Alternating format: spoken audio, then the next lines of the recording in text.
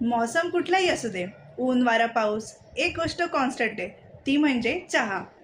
चहाला वेळ नसते, पण वेळेला मात्र चहा लागतो. त्यावर ही गमतीशीर कविता.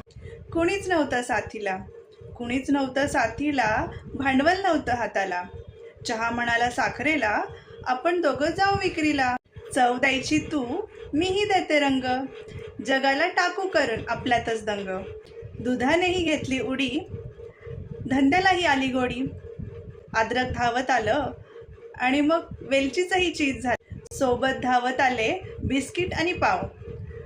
मग काय विचारता राव, यांचा वाढला खूपच भाव. हॉटेलमध्ये वड्यालाही धीर धरवेना, लोटगाडीला टपरी वाचून करमेना.